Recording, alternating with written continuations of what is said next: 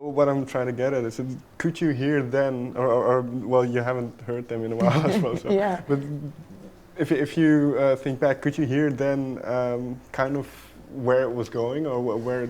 I think so. You know, I mean, it's funny. Like now, I mean, also like with this record that I've been working on, and people ask me like, you know, so how would you describe your sound and blah blah blah. And, you know, on one end, I always feel like I hope I never have the feeling of like, now I've found this, you know, the key to my sound or whatever. Like I hope to always be searching.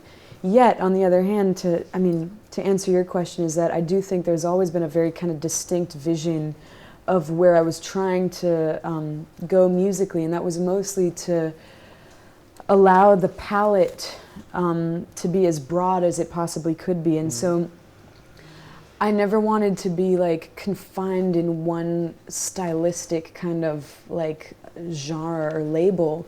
And I always wanted to really also respect where I came from musically, but also my influences, and that being, you know, on one end, kind of this very like primal form of expression that is like a very like physical and visceral kind of experience.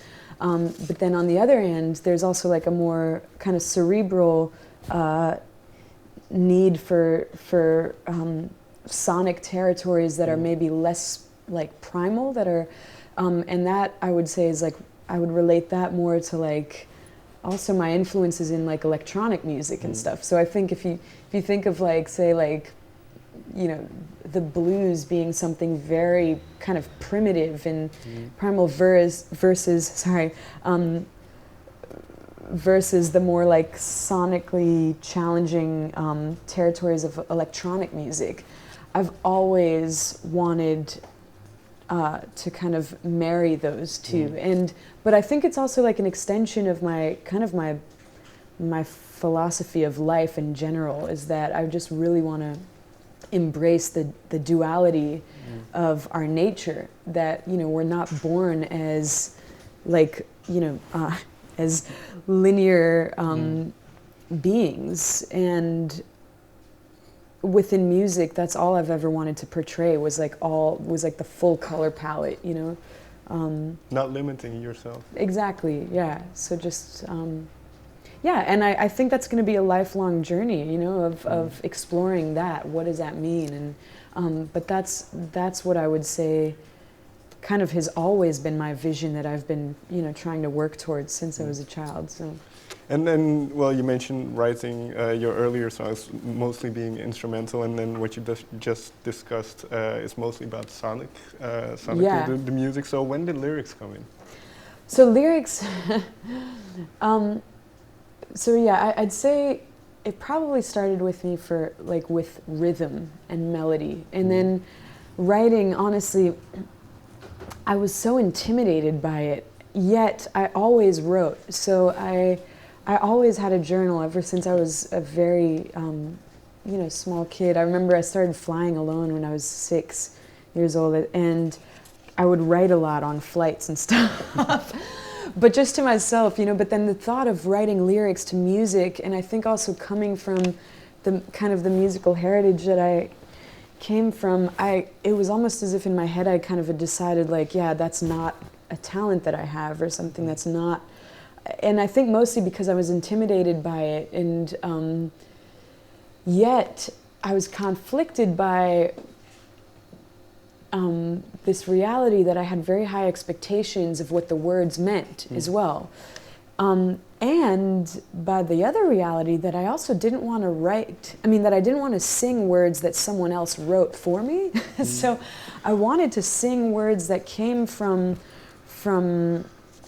you know, that came from my own kind of personal space, I guess. So,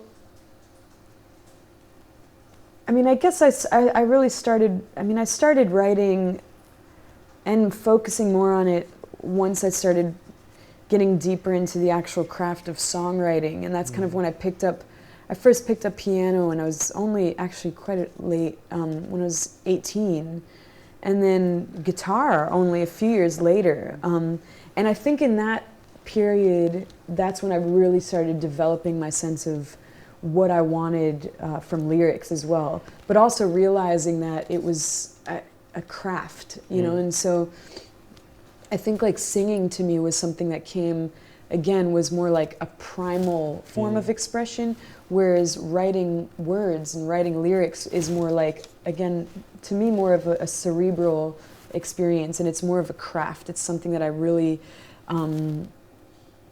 it involves, it's actually more technical to me, but it's also, I mean, that's not totally true, because it's such an art form to also be able to tap into the subconsciousness and also let go of your head and kind of allow the music to predict what the words are going to be, you know? And so that's really the craft, and the art, I mean, to me, is like finding that balance, you know, where you allow the music to speak for itself. Like, what is a song trying to say? And try not to control it too much from like an intellectual perspective, yet at the same time also being able to sing words that are fulfilling and that don't seem like totally corny or cheesy or something, you know. So I mean, I love writing, and I it's so liberating to me in many ways. Yet I find it challenging as well. Sometimes it depends on what stage of my life that I'm in, but if we take your new record, Porta Bohemica, yeah. if we take that then, and then keeping in mind what you just mentioned, is there a song maybe where you kind of found that balance between the intellectual and then the primal? And yeah, I think, I mean, for instance, like Faint Mystery, the first track on the record, to me is one where I felt like I really kind of found that sweet spot, because it was written so fast. Okay. And that was really like an example of where it was the words, the music wrote itself, you know? Like, I was just kind of serving the music. And I think that's, like, to me, is the most liberating way to create, because when it kind of just, you're really witnessing your channels that are totally open, and the music that is just flowing out, you know, and all you do is really just give it some kind of form or something, but it's all there already. And so with Faint Mystery, that song just kind of came together in like 10 minutes or something, and like it didn't. And then the words, I remember when they came out, I was reading like a John's what was I reading? I think I was reading a Steinbeck book, I think, but like I also wasn't really reading it. I was kind of just like, and then at the same time I was writing this song, and I was like, oh, these are kind of cool, and it's a super simple tune, you know, and but then as the words came, I was like, what the hell is this about? I have no idea what I'm trying to say here, but that's okay. Like, I wasn't trying to fight that. I wasn't trying to look for the meaning behind it. And that was the exact key to letting the music say what it needed to say, you know? So that's the spot where ultimately you want to get to, but that's also not always available for whatever circumstances, you know. So so that's a song where I would say, like, now, I remember when I first wrote it that I just, like, I kind of had no idea what it was about. I was just like, I don't know what the hell I'm saying here, but these words are coming out, this melody came out, and it just feels right. And now when I read it back, I'm like, this makes so much sense. This is totally spot on. So, yeah. With that bit of separation, do you now have an understanding of what it was about or where it came from? Yeah, very much. I mean, I think, you know, I love it when words can be suggestive, yet also, you know, I mean, I love this kind of the dichotomy of clarity and mystery, you know, and so I think that's kind of the space in between where I try to exist with lyrics as well. And I think that song, Faint Mystery, is actually kind of about that, you know, is like when you think of just conceptually, like, you know, clarity, what does that mean? And then mystery. And I think mystery can be very clear. And, you know, when we think about topics that we all, you know, whether we want to or not, think about, like love. That's a very mysterious concept, you know. It's like no one knows what the key to love is, you know, or whatever. And like so I think that song it's very much about that, you know. It's kind of like that, like the clarity exists right where the mystery exists, you know, and that's just like a kind of a beautiful thing, that like you have no control over that, and it's just what it is, you know, and you can only just kind of observe it for what it is. Yeah.